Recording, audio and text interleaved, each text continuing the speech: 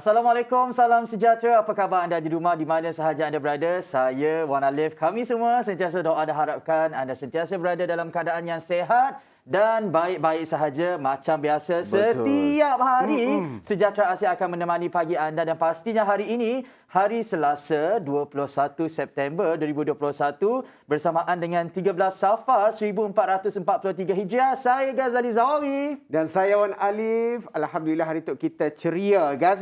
Dan Gaz pun nampaknya macam kata orang semangat luar biasa pagi ni. Ada apa-apa ke Gaz? Tak adalah. Kalau cukup tidur, semangat. Cukup tidur semangat. Tapi bila bangun pagi, Gaz, sini saya nak kongsi satu tip lah, Gaz. Kan? Bila kita bangun pagi, buka je mata kita, kita kena tengok apa sesuatu yang hijau. Pokok ke atau apa. Sebab hijau, ya, dari pandangan mata kita, apabila kita bangun saja pagi, dia boleh merawat mata kita. Betul. Paling dekat tengoklah tumbuh-tumbuhan ataupun tanam-tanaman yang ditanam oleh nenek ataupun ibu kita di rumah kan. Penat mereka bercucuk tanam. Itulah kegunaannya. Dan apa yang paling penting, cukup tidur untuk elak kita letih. Topik kita hari ini adalah keletihan pandemik atau pandemic fatigue. Dan kita akan terus sahaja bersama dengan tetamu kita pada hari ini, iaitu pakar psikiatri Hospital Sentosa Kuching, Dr. Zuria Idura binti Abdul Mokhtar. Dan pastinya kita akan bersama dengan beliau secara maya kerana penonton di rumah dan Wan Alif, menurut WHO, keletihan pandemik atau pandemic fatigue ini merujuk kepada hilangnya rasa minat ataupun kata orang Sarawak, kita dah rasa angol dah dalam seseorang individu itu untuk mengikuti tingkah laku yang disyorkan atau SOP yang telah ditetapkan bagi tujuan mengelak jangkitan sesuatu wabak. Dan status quo pada hari ini, wabak yang sering kali disebut oleh masyarakat sedunia adalah COVID-19. Jadi Dr. Zuria, kalau boleh kita tanyalah sebagai mukadimah, kita nak minta doktor terangkan lebih lanjut mengenai definisi keletihan pandemik melihat kepada keadaan semasa yang kita hadapi sekarang, doktor. Okey, terima kasih Gas dan Wan. Saya rasa seronok sebab tengok dua-dua pun ceria walaupun topik kita berkenaan dengan pandemik fatigue ataupun keletihan pandemik, tapi dua-dua nampak ceria pagi ni, alhamdulillah. Jadi berbalik kepada topik kita, iaitu pandemic fatigue ataupun kita kenali sebagai kelesuan pandemik, juga kita sebut sebagai pandemic related anxiety. Jadi impact stres pada ketika pandemik ni semestinya sangat hebat. So skala stres tu sangat besar, sangat tinggi dan berpanjangan. Jadi ini semestinya memberi kesan kepada individu, tidak kira faktor umur dan juga latar belakang sosial. Seterusnya kepada masyarakat sekeliling dan juga tidak terkecuali sehingga kepada level ataupun sokongan pimpinan negara. Jadi kalau boleh saya petik daripada data KKM itu sendiri, ada menunjukkan bahawa daripada Januari 2021 sehingga Jun 2021 menunjukkan sebanyak 122,000 lebih panggilan telefon yang kita terima bagi panggilan bantuan sokongan psikososial. Ini termasuklah bantuan sokongan dari segi untuk sokongan emosi sehinggalah kepada keganasan domestik. Jadi kalau ingat, rata-rata semasa awal pandemik dulu Gas, rata-rata rakyat Malaysia menunjukkan daya juang yang tinggi. Kita patuh dengan SOP, kita begitu berdisiplin. Namun kita panggil ni peringkat resilient lah. Jadi namun bila berlakunya gelombang kedua, ketiga dan seterusnya, kita boleh lihat segelintir daripada kita mula menunjukkan tanda-tanda keletihan ataupun kita panggil sebagai pandemic fatigue. Saya suka ambil contoh marathon. Kalau siapa yang selalu join marathon, kita tahu untuk habiskan full marathon 42 km kan tidak mudah. Jadi rata-rata peserta yang menyertai marathon tu akan mempunyai mindset, iaitu untuk berlari sebaik yang mungkin dan memastikan mereka sampai ke garisan penamat.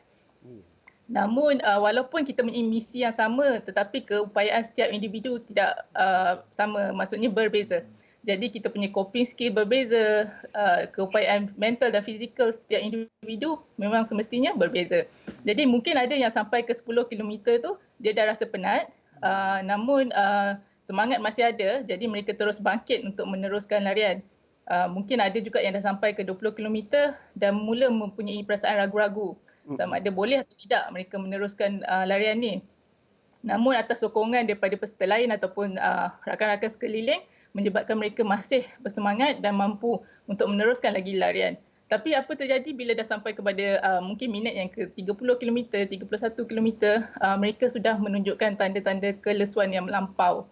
Jadi sebabkan ini mungkin mereka mengambil keputusan untuk berhenti di situ saja, ya. Jadi sepanjang larian tu semestinya ada berlaku banyak tekanan, cabaran dan juga kehilangan. Saya suka petik mengenai kehilangan sebab sepanjang pandemik ini rata-rata rakyat Malaysia semestinya ada mengalami grief. Jadi duka kehilangan. Jadi kita akan bincang mengenai ini lebih lagi. Dan kita sedia maklum zaman sekarang ni memang pandemik COVID-19 bukan lagi benda asing dan kita pun akan beralih kepada fasa endemik yang akan datang. Jadi permasalahan ini masih lagi terjadi. Apa sebenarnya dan juga apakah faktor sebenarnya kepada penyumbang kepada keletihan pandemik ini, Doktor?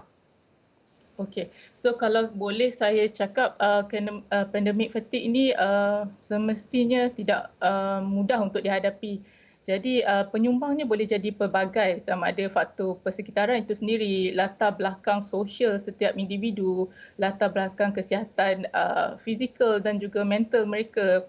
Jadi dari segi faktor psikososial sokongan itu sendiri, sama ada mereka mempunyai sokongan atau tidak. Seperti yang kita tahu dalam fasa pandemik, mungkin kita berjauhan daripada keluarga. Jadi untuk adakan virtual meeting tu memang mudah, tapi dia tidak seberkesan dengan adanya physical contact kan. Jadi itu adalah satu yang berbeza. Struktur organisasi sendiri menjadi penyumbang dan juga perundangan dalam sesebuah negara itu sendiri.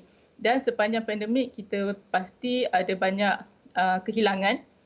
Seperti saya cakap tadi mengenai grief, kalau boleh saya sentuh mengenai grief ni.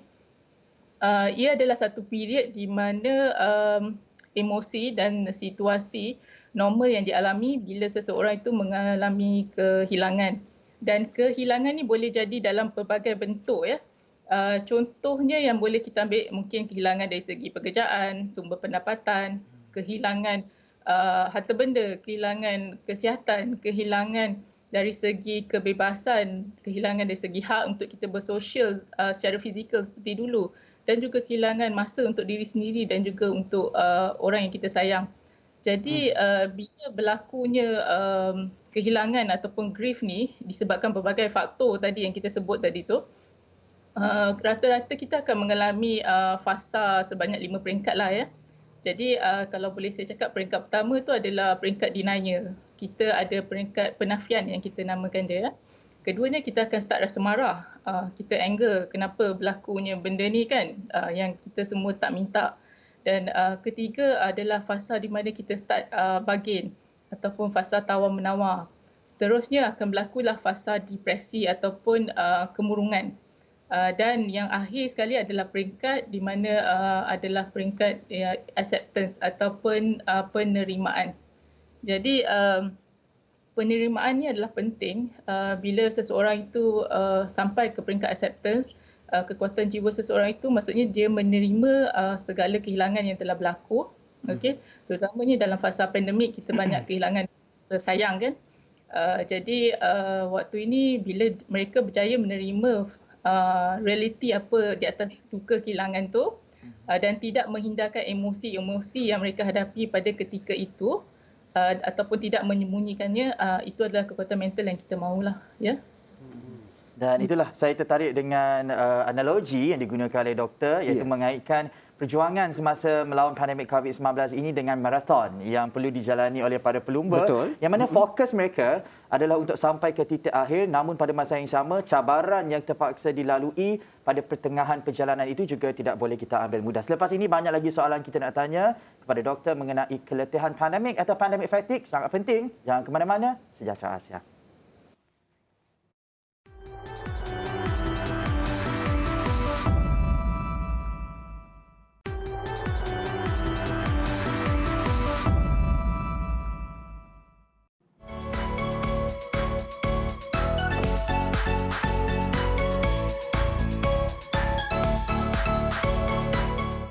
Kembali lagi dalam Sejahtera Asia selain TVS, saluran Ya. 122 Astro dan MyTV. Sekali lagi juga kami nak ingatkan kepada anda boleh menonton kami secara langsung menerusi FB Live di Ya, Facebook Sejahtera Asia dan Facebook TVS. Jadi di situ mungkin di ruangan komen Walid, Ya. mereka boleh kongsikan kepada kita Ada komen, antara bentuk orang Ya. kata soalan ataupun pengalaman mengenai keletihan pandemik Betul. yang mereka alami ataupun pandemic fatigue ini supaya kita dapat ajukan kepada Dr. Zuria pada pagi ini. Kerana doktor sebentar tadi dah menyentuh mengenai grief ataupun kehilangan. Dan ini dialami oleh kebanyakan masyarakat kita pada hari ini berikutan pandemik COVID-19. Jadi doktor, bagaimana agaknya langkah yang paling sesuai sekali untuk kita bantu diri kita, orang sekeliling, rakan-rakan serta masyarakat dalam kita menangani pandemic fatigue ini?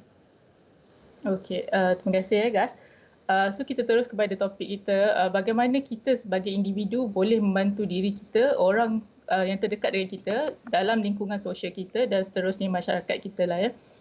Sepanjang pandemik ni kita banyak keraguan. Jadi kita dah menjalaninya lebih daripada 1 tahun lebih.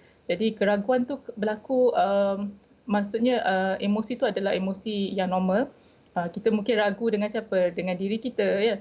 Dengan orang-orang sekeliling kita, dengan masyarakat setempat kita, dengan organisasi kita dan sebagainya. Namun kita tahu jika kita terus berada dalam keraguan ataupun keraguan ini sendiri menunjukkan tanda-tanda awal yang mana kita mengalami pandemic fatigue ataupun kelusuan pandemik, kita perlu acknowledge yang emosi yang kita alami ini sebenarnya dialami oleh rata-rata rakyat Malaysia. Dan bukan kita seorang saja. Betul. Jadi saya suka bawa pendekatan psikoterapi di sini yang kita namakan acceptance and commitment therapy. Di mana kita perlu sedar banyak perkara yang berlaku di luar sana sepanjang pandemik ini berada di luar daripada kawalan kita. So bila kita acknowledge perkara ni, mungkin emosi kita akan lebih tenang sebab kita tak perlu merisaukan benda-benda yang di luar kawalan yang tak dapat kita kawal. Namun begitu pada masa kita perlu acknowledge juga ada perkara-perkara yang di dalam kawalan kita yang perlu kita lakukan. Contoh paling mudah tadi yang macam Gas cakap ya, tidur kena cukup ya. Itu memang penting. Tidur yang cukup, rehat yang mencukupi, pastikan makan minum kita teratur dan makanan yang sihat. Pastikan juga emosi kita berada dalam keadaan yang stabil sepanjang pandemik dan juga pastikan yang kita mengikuti saranan SOP lah untuk memastikan keselamatan kita dan juga orang-orang yang tersayang, terutamanya keluarga kita.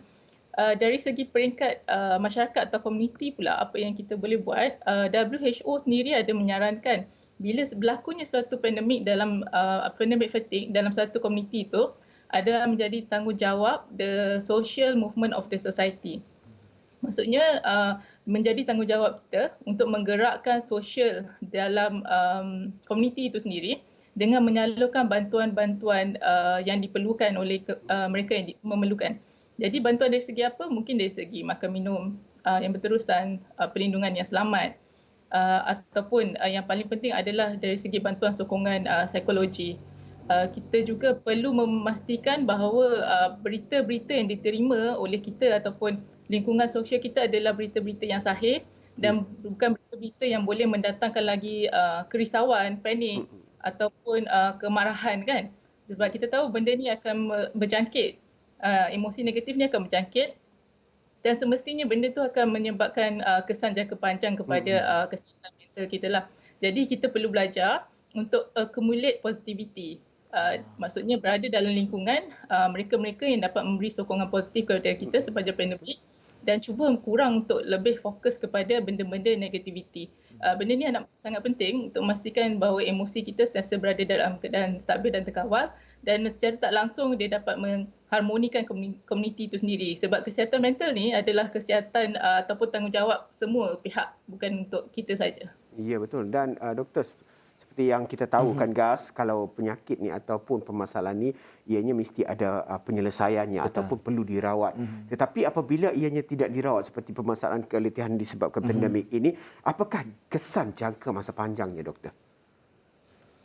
Ya, seperti yang kita lihat, bila berlakunya keletihan pandemik, akan ada satu fasa yang kita namakan demotivation syndrome ataupun kehilangan motivasi. Mungkin ada di kalangan kita yang mengalaminya ya. Kita dah tak ambil endah dengan berita di luar. Kalau dulu mungkin kita akan follow tiap-tiap hari berita terkini mengenai jumlah bilangan COVID yang dialami oleh negara kita dan juga berapa berita kematian yang berlaku pada hari tersebut. Tapi lama kelamaan kita dah tak ambil kisah lagi. Dan begitu juga kita melakukan kelonggaran SOP mengikut diri kita sendirilah. Jadi disiplin tu akan berkurangan. So apa yang berlaku bila berlakunya demotivation syndrome, kita sendiri dapat lihat peningkatan dari segi kesihatan mental tu memang meningkat secara mendadak. Dari segi depression, kemurungan, anxiety, risauan yang melampau, panik, ada juga yang mungkin sampai ada percubaan untuk cederakan diri dan sebagainya. Dan yang paling yang saya nak highlight kat sini adalah peningkatan penyalahgunaan dadah itu sendiri di dalam fasa pandemik ni.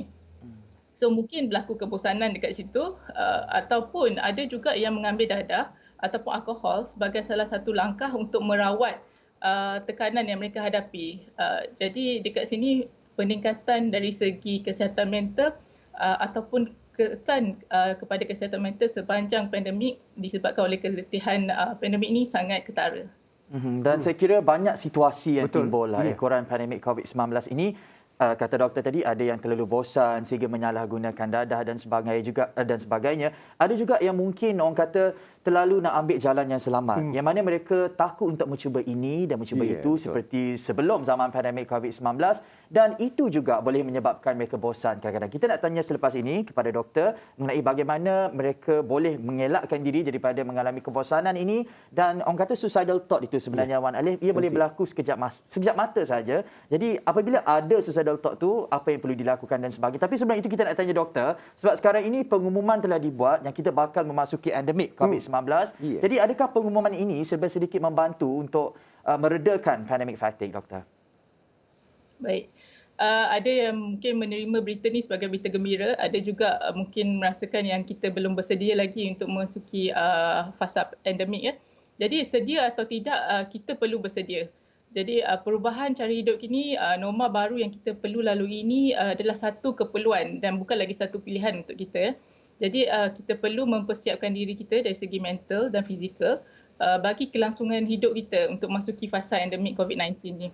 Berbalik kepada hashtag yang saya cakap tadi, kita jaga lingkungan kesihatan kita, emosi kita dan juga jaga orang-orang keliling kita, lingkungan sosial kita, siapa? Rakan sekerja kita, kita punya jiran tetangga, komuniti kita. Kita perlu ada sifat untuk ambil tahu kalau dulu mungkin kita tak nak jadi busybody orang cakap. Tapi sekarang kita perlu ada sifat ambil tahu sebab sokongan psikososial ni sangat penting dan kita nak pastikan semua rata-rata kita ataupun lingkungan sosial kita ni berada dalam emosi yang stabil dan selamat. Itulah saya katakan tadi, pelbagai situasi timbul ekoran pandemik COVID-19 ini dan kata doktor kalau kita bosan. Mudah untuk kita melakukan sesuatu yang boleh mencederakan diri, menyalahgunakan dadah dan sebagainya. Namun doktor, kalau kita punyai rasa pandemic fatigue ini, ianya kadang-kadang berlaku sekelip mata. Maksudnya ia boleh mengubah mood kita pada masa tersebut kan. Jadi apakah langkah sewajarnya? Ya, contohnya kalau kita mengalami pandemic fatigue ini sebelum kita nak cuba kerja sebagainya, kita rasa nak imbas malas nak imbas My Sejahtera. Kita rasa macam sangat lesu dengan keadaan sekarang ini. Apa perkara on the spot ataupun immediate action yang boleh kita lakukan supaya kita dapat shift mood kita daripada kelesuan pandemik kepada terus bermotivasi dalam menjalani tempoh yang mencapai ini, doktor? Okey. Saya rasa rata-rata kita bila sudah lesu, kita sudah mengabaikan kesihatan fizikal kita dan juga mental kita. Jadi kita dah hilang me time kita, masa untuk diri sendiri. Jadi sebelum kita fokus kepada masa untuk yang lain, kita perlu ada me time untuk diri kita sendiri. Bila kita kena belajar bahasa badan. Bila badan menunjukkan keletihan, mental kita exhausted, itu adalah tanda-tanda awal yang mana kita perlu berehat sebentar. Dan jika biasanya bila berlaku contoh yang tadi Gas ambil percubaan bunuh diri dan sebagainya, sebelum berlakunya itu biasanya seseorang itu akan menunjukkan tanda-tanda awal lah. Tanda awal kemurungan, tanda-tanda awal yang mereka mengalami tekanan dan tanda-tanda awal yang mereka memerlukan bantuan. Jadi sikap ambil tahu itu perlu dalam fasa pandemik ini jika kita ada melihat mana-mana keluarga terdekat kita ataupun rakan sekerja kita yang menunjukkan tanda-tanda ini. kita perlu luangkan sedikit masa untuk mungkin bertanya khabar yang paling senang lah. So kita tanya keadaan keluarga dia, keadaan dia sendiri. So bila kita luangkan masa untuk orang lain, ini adalah salah satu sokongan emosi yang mudah untuk diberikan. Dan pada masa yang sama juga jika kita mengalami tekanan, kita juga mengharapkan sokongan daripada orang lain. Jadi sokongan itu adalah sangat penting. Dan bila kita menunjukkan tanda-tanda awal ini, jangan rasa segan dan malu untuk berkongsi emosi itu. Dan juga jika kita benar-benar memerlukan bantuan, kita hendaklah dapatkan bantuan itu dengan kadar segeralah. Sebab bantuan banyak di luar sana. Jadi dapatkannya dengan segera. Jika kita tak tahu macam mana nak dapatkan bantuan itu, sentiasa berhubung dengan orang-orang terdekat kita. Sebab itu kita namakan call for help lah ya. So kita kena belajar tanda-tanda awal yang mana rakan kita, keluarga kita, they are calling for help. So itu sangat penting masa pandemik ini. Ya, dan sangat pentinglah untuk mengenal pasti tanda-tanda awal dan juga memberikan apa kata orang feedback ataupun maklum balas kepada orang yang terdekat kita. Anda kata kita mengalami keletihan pandemik ini dan pastinya benda ini bukan sesuatu yang boleh kita pandang ringan dan sebagainya, tetapi ia boleh memberikan kesan jangka masa panjang. Seperti yang doktor cakap tadi, kita kena bersedia apapun yang kita lakukan, apapun yang kita fikirkan, tetapi kita kena terima hakikat yang kita akan hidup bersama COVID-19 ini. Walaupun zaman endemik itu ada yang terima, ada yang tak terima, tetapi hakikatnya kita akan hidup bersama dengan pandemik COVID-19 ini. Dan apa-apa pun Gas, kita sebagai akhir kata daripada doktor, bagaimanakah rangkuman secara konklusifnya untuk bicara kita pada pagi ini dan pesanan khas buat mereka yang menyaksikan Sejahtera Asia pada hari ini berkaitan dengan topik kita iaitu apa tadi? Keletihan pandemik. Pandemik fatigue. Silakan doktor. Terima kasih Wan. So sebagai untuk merangkum masalah keletihan pandemik ini adalah masalah global, bukan sahaja berlaku pada diri kita tapi sebenarnya masyarakat sekeliling, dan seperti saya cakap sehingga ke peringkat pimpinan negara sendiri ya. Jadi untuk itu sedia atau tidak kita perlu bersedia, berbalik kepada kita jaga kita. Seperti konsep marathon saya bawa tadi, kita ada pilihan sama ada untuk terus pasrah dengan apa pandemik dan yang telah berlaku ini, ataupun kita membuat pilihan untuk terus bangkit untuk menuju kepada fasa endemik yang akan datang ini. Jadi sokongan psikososial itu sangat penting.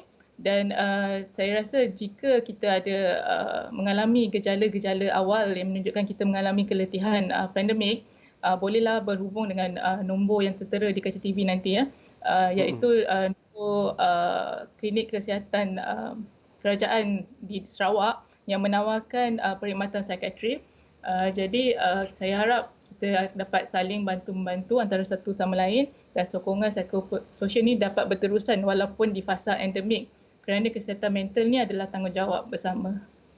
Terima kasih kami ucapkan kepada pakar Psychiatry Hospital Sentosa Kuching, Dr. Zuria Idura binti Abdul Mokhtar. Saya sangat tertarik bagaimana doktor mengaitkan mengenai pandemic fatigue ini kepada marathon. Kerana kalau kita dah sampai di titik akhir tu, tak salah untuk kita self reward selepas kita berjaya melalui tempoh yang mencabar. Dan itu saya kira boleh juga meredakan mungkin kelesuan pandemik yang kita alami. Baik, terima kasih sekali lagi kami ucapkan kepada Dr. Zuria Idura binti Abdul Mokhtar. Stay safe doktor. Dan kepada penonton di rumah, jangan ke mana-mana. Selepas ini, blok ketiga, kami akan bawakan kepada anda fokus utama yang perlu menjadi tumpuan semua hari ini. Jangan ke mana-mana.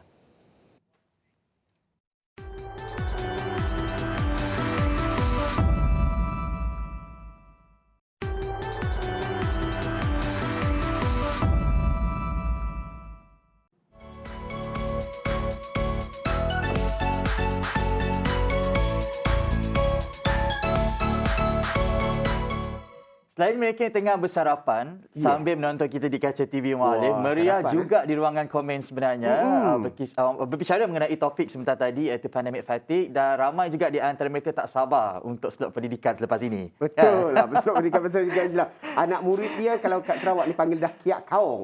Dah kiak kaong dah. Asyik sabar dulu. Sekejap lagi kita akan bersama dengan Cikgu Azila sebab blok ini kita akan bawakan fokus utama yang perlu menjadi tumpuan anda untuk diceritakan kepada rakan-rakan sepejabat dan sebagainya sebagainya. Kerana kita tahu sedikit lagi kita akan berganjak ke fasa endemik COVID-19 ataupun imuniti kelompok. Kerana kalau kita lihat populasi yang telah lengkap dos vaksinasi COVID-19 lebih kurang daripada 2% lagi sebelum 80%. Tapi kita perlu terima hakikat bahawa tidak ada yang selamat jika semuanya belum selamat. Sebab itu kata pengarah kesihatan Tan Sri Dr. Nur Hisham Abdullah, KKM sasarkan 3.2 juta remaja berumur 12 hingga 17 tahun untuk menerima vaksin COVID-19 melalui program imunisasi COVID-19 kebangsaan remaja atau PIK remaja. Dan ini adalah amat penting sebenarnya sebagai persediaan untuk mereka memasuki alam persekolahan semula nanti, khususnya buat pelajar tingkatan 4 dan 5. Betul tak, Mak Betul tak? Dan ini pelaksanaan ini juga boleh memastikan risiko sebenarnya, guys. Risiko daripada jangkitan di sekolah sama ada tercetusnya kluster ataupun kes dalam kalangan warga sekolah. Dan ini juga akan menjadi satu fenomena yang baru dalam peningkatan daya upaya pelajar itu sendiri, sebab kita tak tahu lepas ni akan masuk sekolah untuk yang tingkatan 4 dan 5, tak silap saya 4 dan 5 akan masuk sekolah. Jadi pastikan mereka ini dapat vaksin, dan ibu bapa ambil peranan juga sebenarnya, guys. Jangan kita nak menghasut pula ataupun nak bagi kata-kata yang tidak baik. Bahkan kita terus memberi agar kita tidak, kata orang, bingung. Ngantar ambil ke sekolah, ngantar ambil pulang ke asrama. Kita asyik bingung sebab tidak pun dah divaksin. Maksudnya, walaupun bukan vaksin semata-mata untuk melindungi ataupun menjadikan kita kebal, tetapi sekurang-kurangnya kita dapat mengenal pasti sekiranya kita dijangkiti dan kita mampu untuk mengelakkan kita menjangkiti orang, merebak kepada orang lain. Dan persoalannya, Wan Alif, adakah selamat untuk golongan kanak-kanak atau remaja menerima suntikan vaksin ini? Pakar virologi dari USM, Prof. Madya Dr. Yahya Mat Arif berkata, dari segi keberkesanan dan risiko kesan sampingannya sama seperti golongan dewasa, dan vaksin jenis Pfizer dan Sinovac selamat untuk digunakan ke atas pelajar sekolah berusia 12 hingga 17 tahun. Juga Sejahtera Asia nak bawakan perkembangan dari luar negara mengenai PIK remaja ataupun mekanisme yang mereka lakukan di negara mereka. Kerana selain Amerika Syarikat atau Jepun serta beberapa lagi negara lain, di Asia sendiri negara Kemboja sudah memulakan suntikan vaksin COVID-19 kepada remaja berumur 12 hingga 17 tahun sebagai langkah membentuk imuniti kelompok di negara berkenaan. Dan pastinya ini sangat-sangat penting sebelum mereka memasuki alam persekolahan semula, kerana kita nak mereka menimba ilmu dalam keadaan yang selamat. Betul tak? Ya, betul. Dan di Sarawak kita pun bermula 8 September yang lepas. Antara negeri yang terawal. Negeri yang terawal memberikan vaksin kepada remaja berusia 12 hingga 17 tahun agar benda ini dapat dilaksanakan dan dipermudahkan lagi.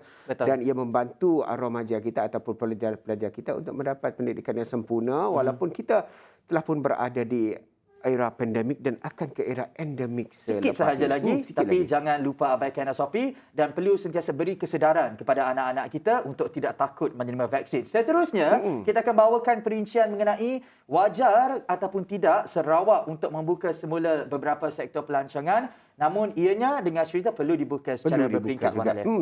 Dan Sarawak harus membuka semula beberapa sektor pelancongan memandangkan negeri ini sedang memasuki fasa endemik COVID-19. Menteri Pelancongan, Kesenian dan Kebudayaan Datuk Abdul Karim Rahman Hamzah berkata, pembukaan semula sektor itu perlu dilakukan secara berperingkat dan mematuhi prosedur operasi standard SOP yang tertentu. Dan saya rasa yang ini penting sebab kita nak perlu jana pendapatan sosioekonomi tempat setempat itu seperti kawasan-kawasan pelancongan yang berada di sekitar Kuching, luar Kuching dan sebagainya. Dan kita tahu rakyat terutamanya pemain industri dalam sektor pelancongan ini sedang menunggu kata orang pelepasan ataupun pembukaan sektor tu. Tidak tertunggu-tunggu masa tu. Dan sebab apa? Sebab kita faham ini adalah kelangsungan kehidupan yang harus kita lakukan walaupun COVID-19 still hidup bersama kita. Dan bercakap mengenai kelangsungan kehidupan yang perlu diteruskan oleh masyarakat, menurut Menteri Pelancongan, Kesenian dan Kebudayaan, Datuk Abdul Karim Rahman Hamzah, kita perlu untuk kaji dengan lebih mendalam apakah faktor yang menyumbang kepada peningkatan kes. Kata beliau, Alex, sekiranya dine-in tidak menyumbang kepada peningkatan kes, maka ianya adalah wajar untuk dibuka semula. Betul. Untuk seimbangkan semula serta tambah baik tahap ekonomi masyarakat. Jadi sebelum kita nak tutup beberapa sektor tu, kena kaji dengan lebih mendalam. Betul. Dan kelonggaran yang diberikan juga perlu disusulkan dengan a deep study lah Ya, sebenarnya, betul. agar ia tidak menyumbang kepada peningkatan kes, seimbangkan isu kesihatan dan ekonomi. Baik, kita akan bawakan juga kepada anda status terkini COVID-19 di seluruh Malaysia. Sebelum kita bawakan di Sarawak, Wan Alif akan mulakan di seluruh Malaysia dahulu, silakan. Ya, baik. Dan situasi terkini COVID-19 di Malaysia setakat semalam 20 September 2021, sebanyak 14,345 kes baru direkodkan. Dengan perkembangan ini, jumlah kumulatif meningkat kepada 2,112,175 kes. Dan 1,167 adalah jumlah yang kes ada di ICU, ya guys. Dan di mana 636 masih memerlukan bantuan pernafasan. 16,814 kes sembuh baru direkodkan setakat semalam. Ini menjadikan jumlah kumulatif meningkat kepada 1,880,936 kes.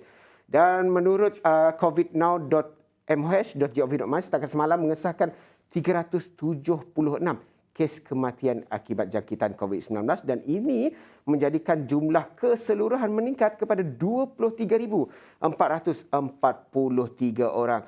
Dan sebahagian besar kes yang dicatatkan semalam iaitu dari kategori 1 dan juga kategori 2 di mana mereka bergejala dan juga bergejala ringan iaitu 98.5%.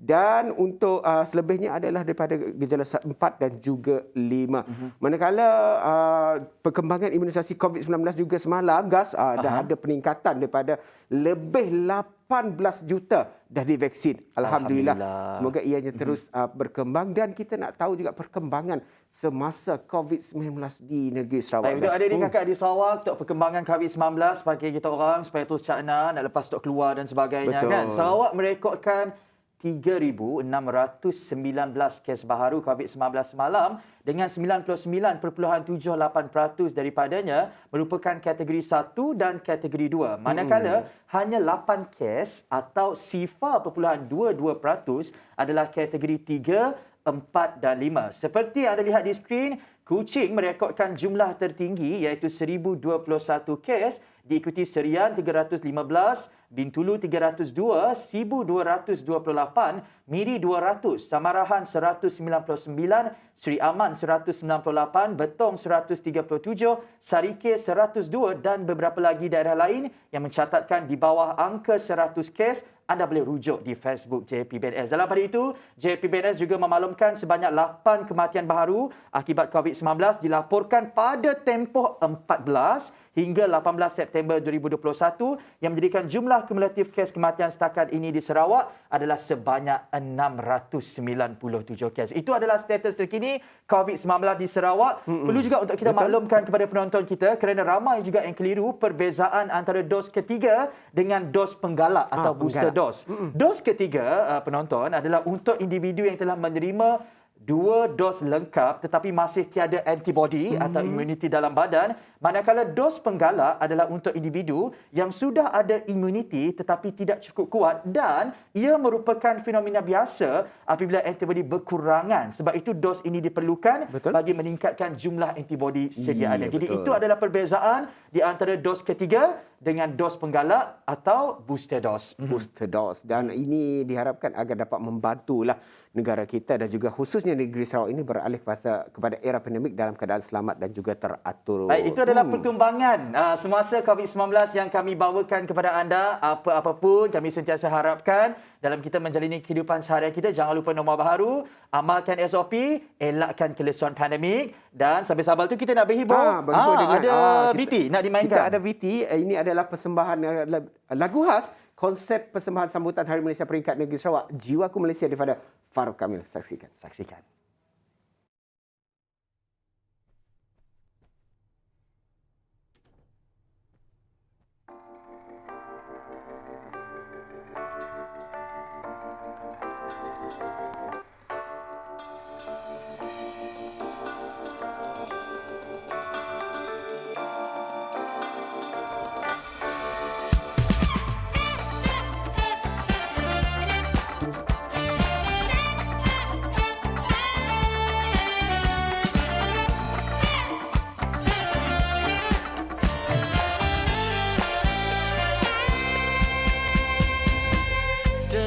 di timur dunia, jiwaku bersama Malaysia, gemilang warna Nusantara, menggabung hati berbagai bangsa, damai memanggil menyeru, membawa Malaysia menuju menggapai cita di angkasa, ke mata dunia. Suara kau dan laguku kini menyatu, Malaysiaku jadi kebanggaanku, oh pertiwiku Malaysia di hati, Malaysiaku jadi kebanggaanku, jiwaku Malaysia.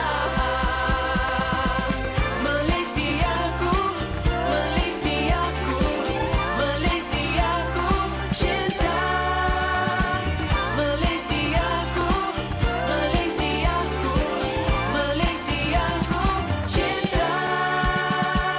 Akan ku capai cita-cita bersama saudara seusaha, kemenangan kan terasa, pahit getir hanya sementara, nadi tersemat untuk negara. Ayo bumi kenyalanku dan negeri di bawah bayu, dan seluruh tanah airku kini menyatu.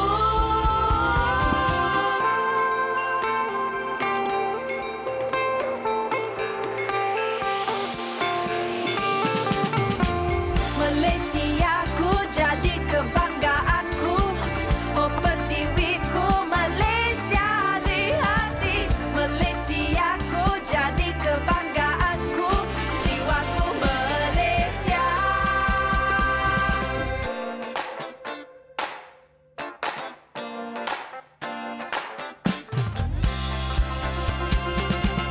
Malaysiaku jadi kebanggaanku, oh pertiwiku Malaysia di hati, Malaysiaku jadi kebanggaanku, jiwaku Malaysia.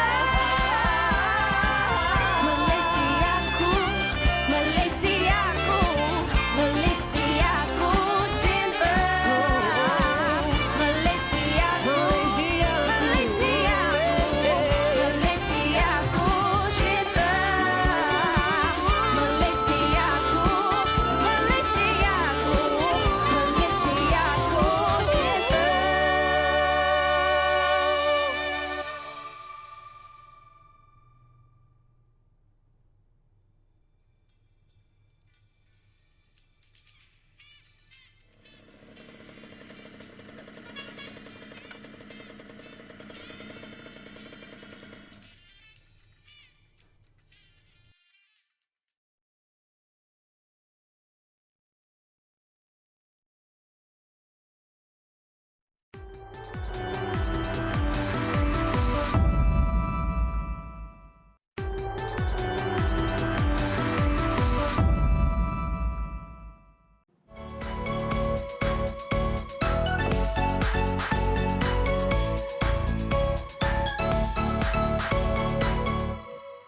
Selamat pagi cikgu. Tak lama lagi adik-adik kita semangat nak ungkapkan perkataan itu di sekolah kebab sekolah nak buka. Dan terima kasih kepada semua yang menyaksikan Sejahtera Asia sehingga ke blok yang terakhir. Blok yang terakhir itu mestinya kita akan bersama dengan Cikgu Azila. Tapi sebelum tu, saya nak bacalah komen-komen daripada Ikhlas Fadila yang cakap selamat pagi. Dan apa yang menjadikan komen ini menarik, ada pantun-pantun pula mereka dalam ni. Ikan puyuh, ikan mas. Apa khabar mas? Hoi, daripada apa nama? Afi Kadir. Dan banyak lagi pelajar-pelajar. Pelajar-pelajar cikgu dalam ni. Dan kita teruskan kepada cikgu. Assalamualaikum cikgu. Sihat cikgu? Waalaikumsalam. Sihat. Sihat cikgu. Segak bergaya cikgu kita pada hari ini. Cikgu matematik yang terbaik kat Sarawak. Teruskan cikgu.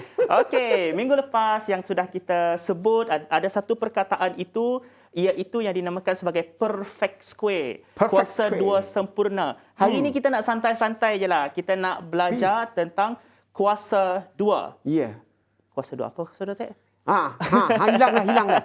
Kuasa 2. Square. How to square Dua, number? cikgu, 2. Kuasa 2 aja. Okey. Kuasa 2 ini yang kita biasa tengok kepada budak-budak tingkatan 1 lah. Okey, yang tingkatan 1 biasa tengok ni 1 kuasa 2, 2 kuasa 2, 3 kuasa 2. Okey, adik-adik semua sila faham 2 ini bukan maksudnya darab 2. Bukan 3 darab 2 tu. Jangan jadi 6.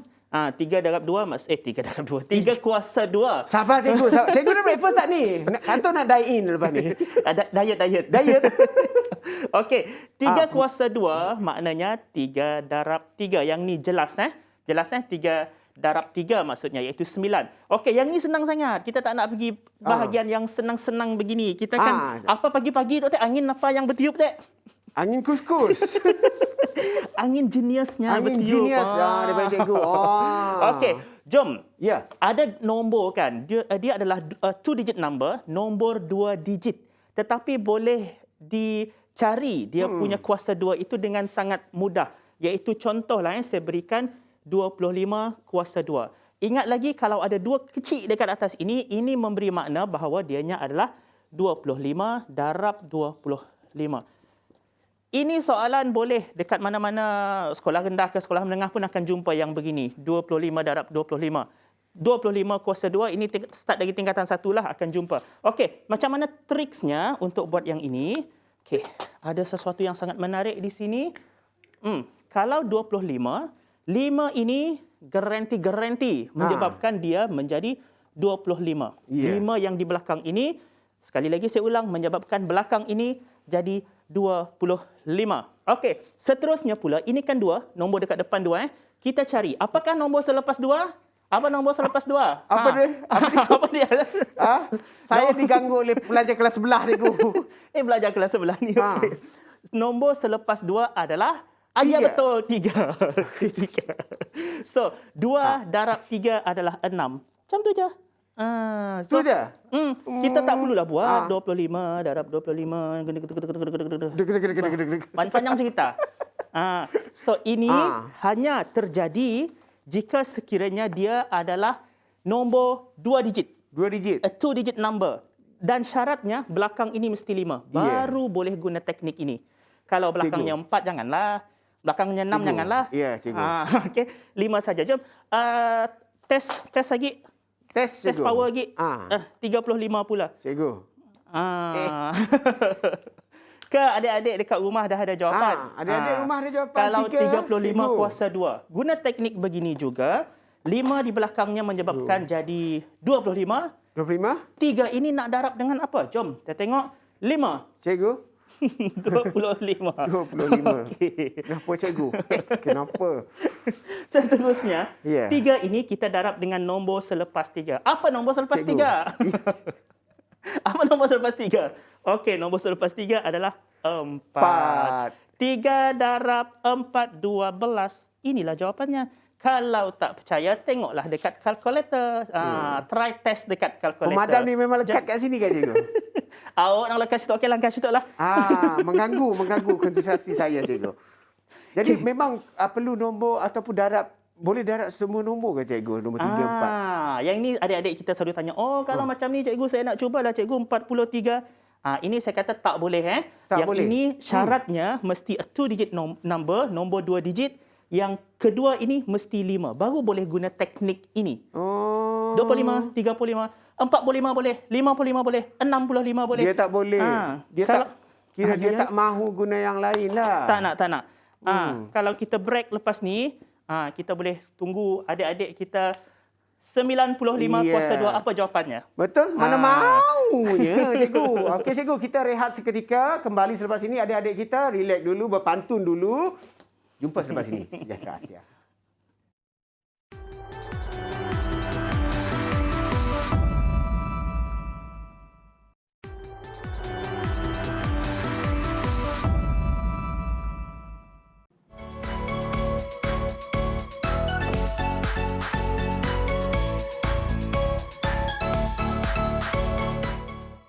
Terima kasih kepada semua yang menyaksikan Sejahtera Asia. Kita berada di penghujung rancangan bersama dengan Cikgu Azila untuk segmen Pendidikan Sejahtera Asia. Dan yang pastinya adik-adik kita dah komen. Terima kasih kepada adik-adik kita yang mengikuti Kelas Cikgu Azila di mana saja platformnya. Dan di Sejahtera Asia memang the best lah platformnya. Okey, Cikgu Sejahtera Asia pula. Tukar nama. 95 ya, nak nama Cikgu. 95. Saya belum nampak lagi lah jawapan kan daripada dia orang ni. Haziq, Hidayat, Irdina, Damia, sampai lagi ni. Belum nampak lagi jawapan. Dah ada ke bagi jawapan ni? Belum kan? Belum, Cikgu. Okey, 95 kuasa 2 maksudnya Cikgu? 95 darab dengan 95. Okey, 5 di belakang ini macam mana tadi? 5 di belakang ini memang akan jadi 25. Okey. Seterusnya, Cikgu. nombor ini darab dengan nombor selepasnya. Lepas 9 apa? Lepas 10. 9, 10. 10. Ibu nak ais bah. 9 darab 10. Nak 90. Senang sangat kan? So yang ini, kalau orang lain keluarkan kalkulator, Cikgu. orang lain baru nak keluarkan kalkulator, kita dah dapat 9,025. Dan orang tekan, betul lah sama. Cikgu. Ya. Ya, betul. 9025. Okey. Apa kata kita try lagi nombor lain. Apa kita belum cuba tadi adalah contoh 65. 65.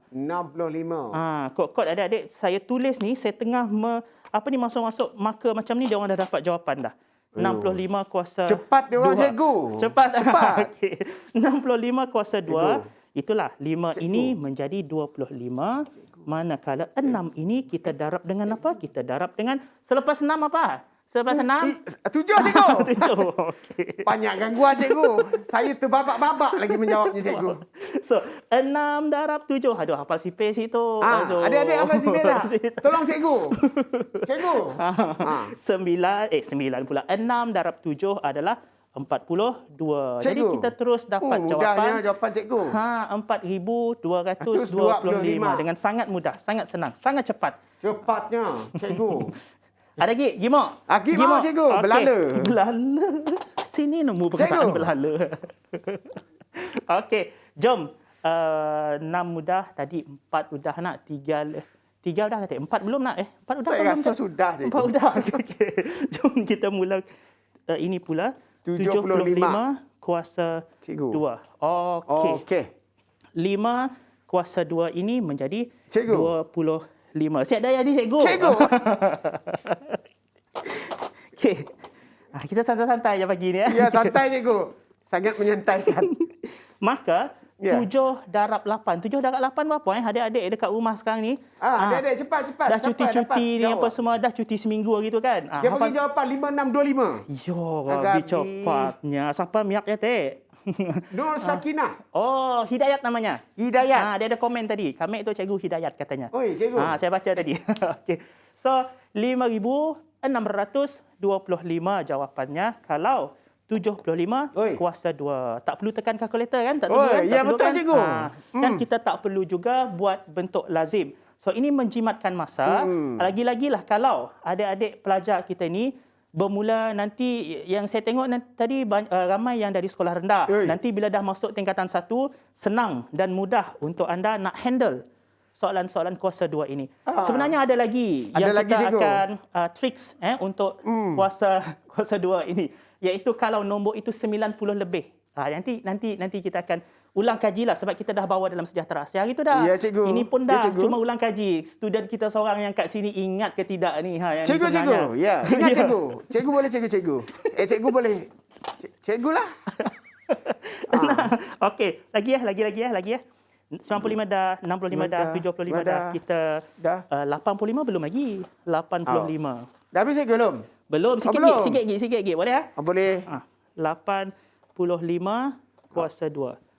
Okey, Paduan rasanya adik-adik kita ni, Damia ke Irdina ke Haziq, Hidayat. Ismail siapa? lambat masuk, Cikgu. Dia cakap. Ismail lambat masuk. Aduh, kena hukum lah biar Nak seorang hukum tu. yang Berdiri berjemur. Berdiri berjemur. Ya, zaman dulu. Oh.